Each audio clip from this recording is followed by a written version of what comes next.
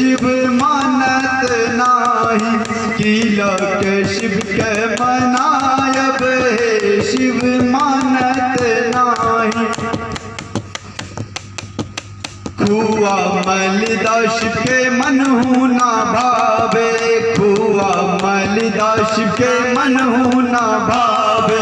भांग धतुर कहाँ पायबे शिव मानत नाही, भांग धतुर कहाँ पायबे शिव मानत नाही, किला के शिव के मनायब हे शिव मानत नाही।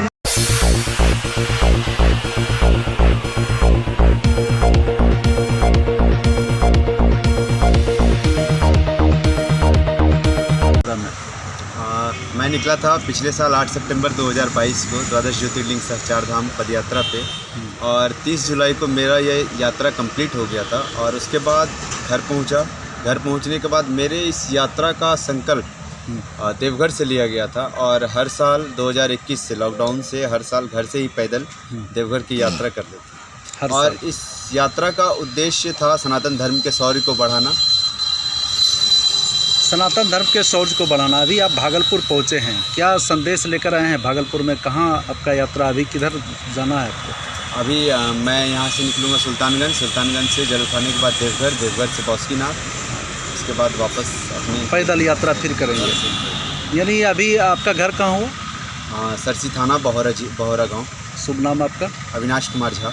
16,000 किलोमीटर पैदल यात्रा। आपने प्रमुख जो जगह है उसके बारे में कुछ बताएं, कैसा लगा आपको? मैं जब निकला था यहाँ से तो भागलपुर होते हुए देवघर पहले गया, देवघर से गांडेय थाना गिरिडीह होते हुए बराकर नदी धनबाद होते हुए जमशेदपुर से नवामुंडी से फिर छतियावाला, कटक में है यह मंदिर। और छतियावाला में आप मंदिर मूर्ति का दर्शन डायरेक्ट नहीं कर सकते।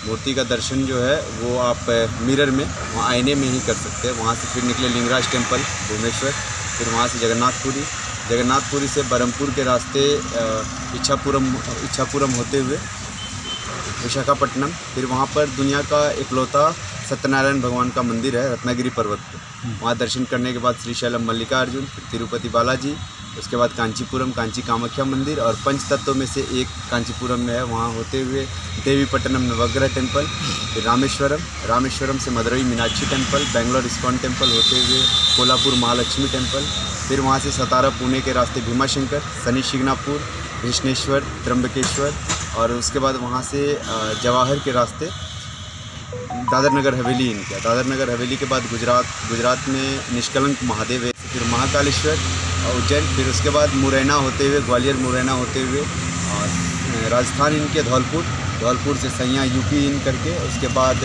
मथुरा वृंदावन के रास्ते दिल्ली से फिर मुजफ्फरनगर मेरठ के रास्ते हरिद्वार ऋषिकेश पंचकेदार पंचबद्री और पंचप्रयाग होते हुए वहाँ से फिर श्री राम जन्मभूमि अयोध्या से काशी विश्वनाथ से पटना के रास्ते जनकपुर से यानी पूरे ऐसा लगता है कि इंडिया पूरा भारत भ्रमण कर लिया है। बिल्कुल, भारत भ्रमण करने के मतलब सनातन धर्म का ये जो है एक तरह से आप प्रचार कर रहे हैं कि सनातनी होने का आपको गर्व है।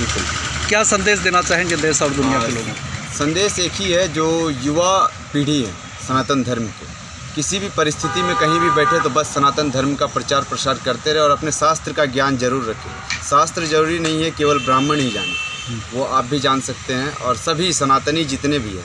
हम लोग का वर्ण व्यवस्था था जिसको जाति व्यवस्था में बदला गया तोड़ने के लिए, तो इन सब चीज़ों से ऊपर उठ के बस सनातन धर्म और आपका अभी बस आप अपने धर्म के लिए कुछ करते रहिए, और साथ साथ गृहस्थ आश्रम में ही जिए।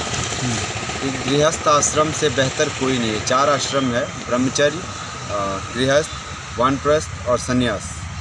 तो संन्यास आश्रम भी 2 तरह का है। एक संन्यास आश्रम जो आपका जीवन को व्यर्थ करता है, किसी से कोई लेना देना नहीं, और एक संन्यास आश्रम जो उत्तर प्रदेश के माननीय मुख्यमंत्री योगी जी, वो अपने साथ यानी आपका कहना यह है कि गृहस्थ आश्रम में रहकर भी आप सनातन बिल्कुल सनातन का प्रचार कर सकते हैं, प्रसार कर सकते हैं।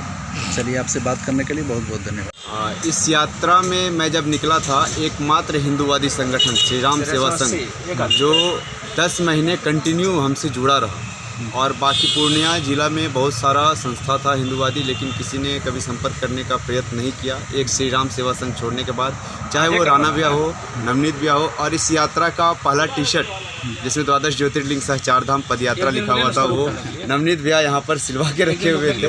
और 9 सितंबर को इनसे मिला था यहाँ पर। मैंने आप 8 कितने 8 यात्रा सितंबर को निकला था घर से 2022। और पूर्ण कब हुआ यात्रा? 30 जुलाई 2023। ये अविनाश झा अभी हमारे साथ थे। 16,000 किलोमीटर का पैदल यात्रा इन्होंने किया है। जी जी। तो क्या कहना चाहेंगे इसके प्रति? क्या कैसा लग रहा है कि युवा एक सनातन धर्म का प्रचार कर रहे हैं? आप बहुत उनके अच्छा साथ- लग रहा है।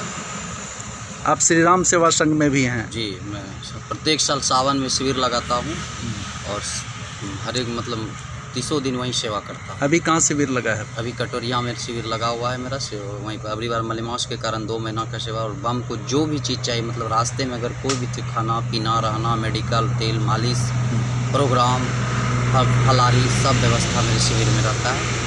और थोड़ा सेवा करते हैं। किसी को भी अगर रोड पे भी चलते हैं तो मेरा इच्छा करता है कहीं पर कुछ हो जाता है तो मैं सेवा करने का